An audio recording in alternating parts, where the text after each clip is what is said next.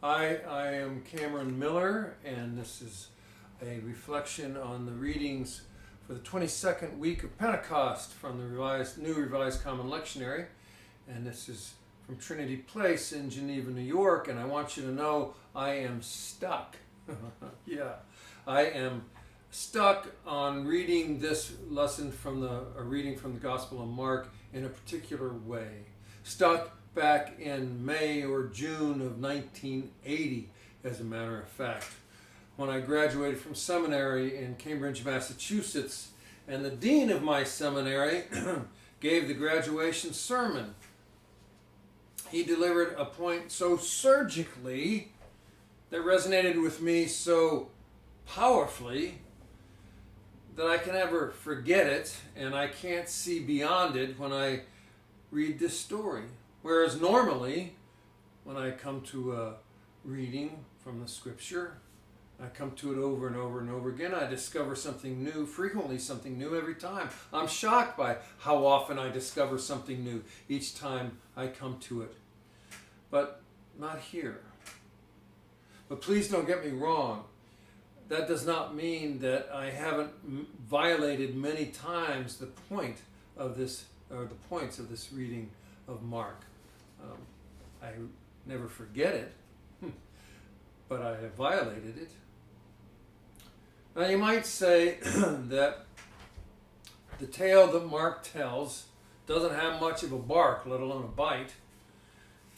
It's just a homely little story, really. Just 10 sentences long.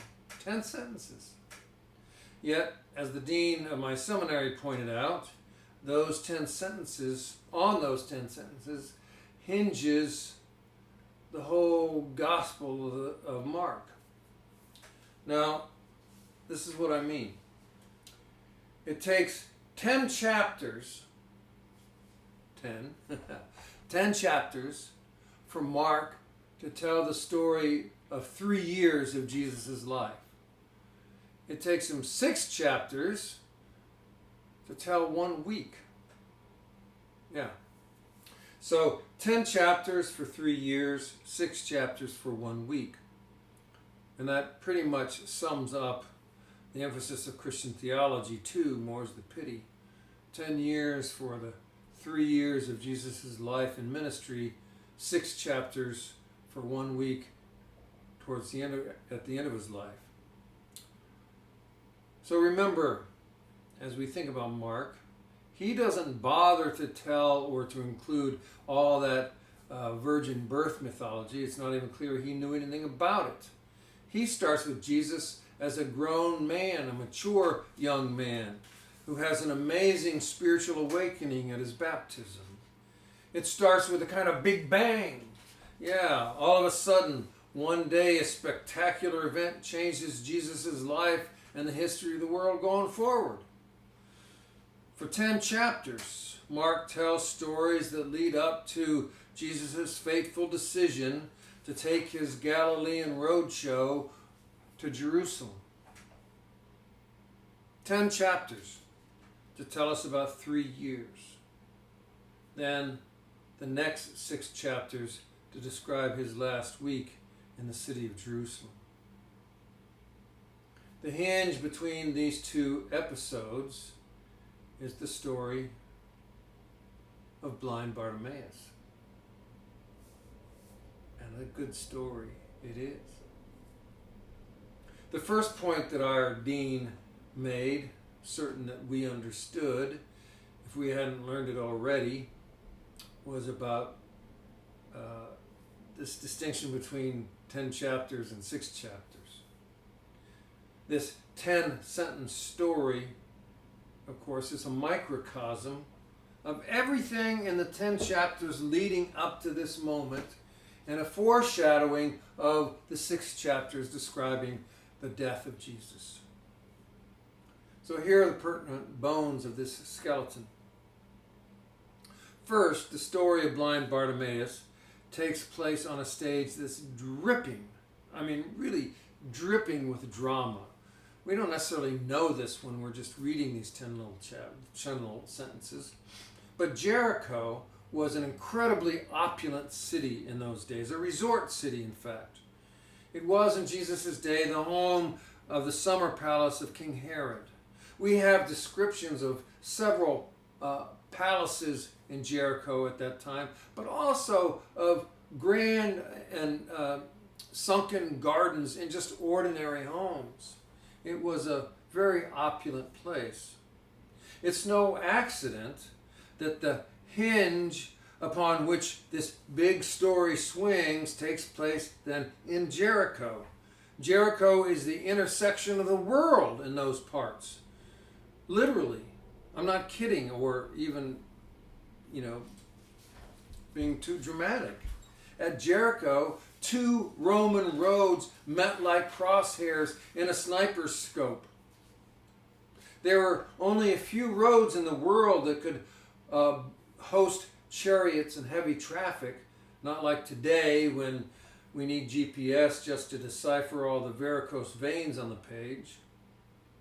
At Jericho, 2 of those fortified heavy roads met. One went straight to Jerusalem and Damascus, and the other one went all the way to Rome.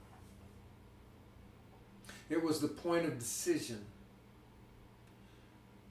It was an intersection of decision where Jesus and his followers had to decide, and it was a moment that split past and present, safety and danger, control and vulnerability.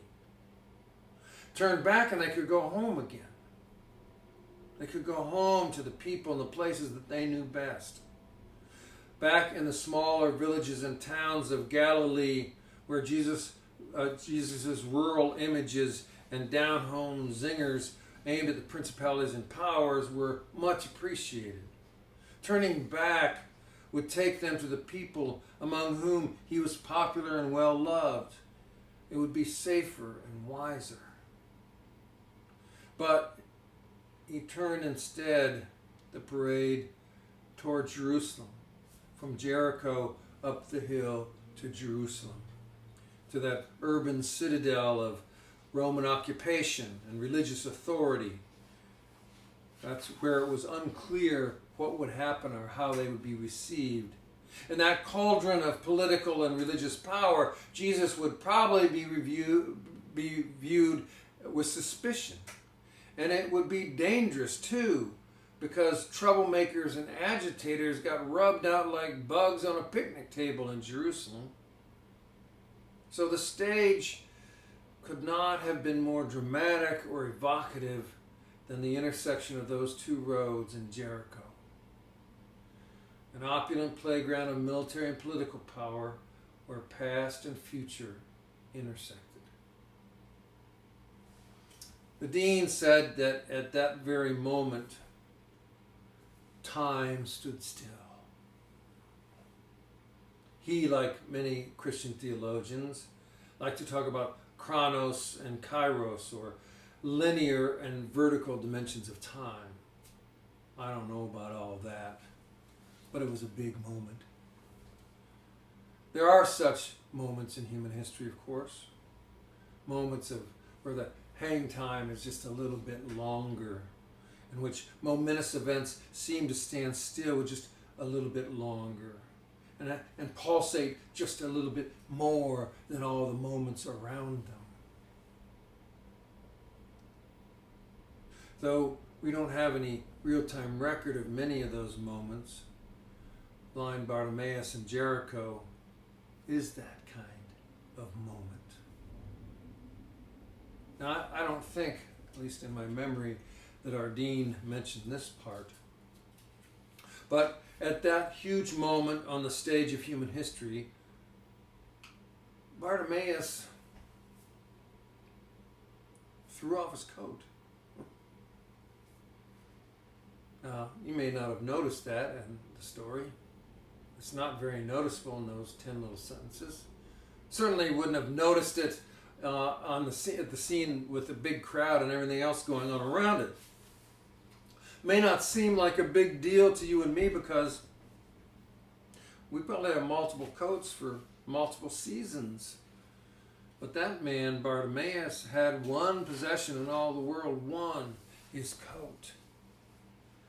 That was true for thousands and thousands and thousands of indigent people in Jesus' day. You had one possession, your coat. It's what kept you warm at night and that you could sit on in the day. And unless you also happened to have a staff, it was likely the only thing you had. His one possession, and he throws it away. Now he's blind, remember? So finding something that he threw away is not like you and me tossing something to the side that we'll come back to later. Rather, it was a huge, huge risk. He was in the midst of a crowd and he threw off his coat and moves toward the voice that's beckoning him. Now, in the cold calculus of life, trading a coat for the ability to see may seem like a reasonable idea. But what made him so certain at that moment that it would end with him being able to see? Now that's half the story. The other half of the story, the one that our dean emphasized because we were all going to be pastors and preachers and that kind of thing, wherever it was we were going. The other half of the story is that Jesus stopped.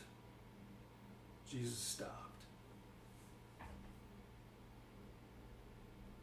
That makes me think of that poem. To be held by the light in the fashion of a tree, and to receive that light and take it in as a tree drinks it and sends it down into the tunnels of its roots, winter, summer, spring, or fall, and reaches into the unfurled leaves and feeds the substance of its core. To be held by light and to drink it in. Jesus stops the whole procession. He stops at the very procession, the very intersection of time and history, on a stage so consequential, we could say that the history of the world balanced on it. To have a huge celebrity, someone everybody else wants to see and hear and touch and know, to have somebody like that stop everything and focus on you, well, that feels like being held by the light. When someone is important or busy, or important and busy doing such important things, but they stop and they look at us anyway, they stop and touch and hold us anyway, well, it feels like we're being held by light.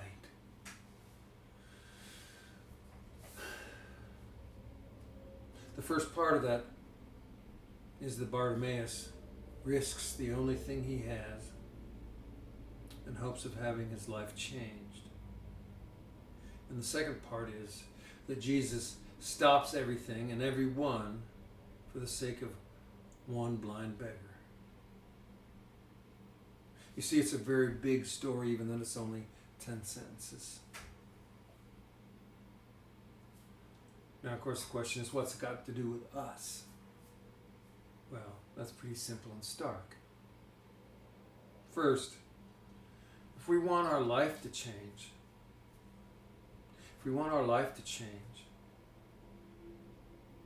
then we have to take a risk. There's no way around that, really. I don't know why it's that way. I don't really like it being that way. I only know it is that way. Want something to change? There's a risk for that. Secondly, if Jesus can stop the procession of time and history for a beggar that everyone else wanted to silence, then we can stop our little bandwagon for the needs of those around us. I mean, really, What makes us so special that we can't stop what we're doing and listen or tend to the needs of someone who is at the margins of our attention? So it turns out that Mark is a dang good storyteller. 10 sentences that speak volumes to remind us of 2 profound bits of wisdom. Want to change? Take a risk. Want to be like Jesus? Stop. Just stop what we're doing and listen for who needs us. Thanks, Mark. And thanks, Dean Harvey Guthrie. And thank you for being part of this worship today and for listening. Peace be with you.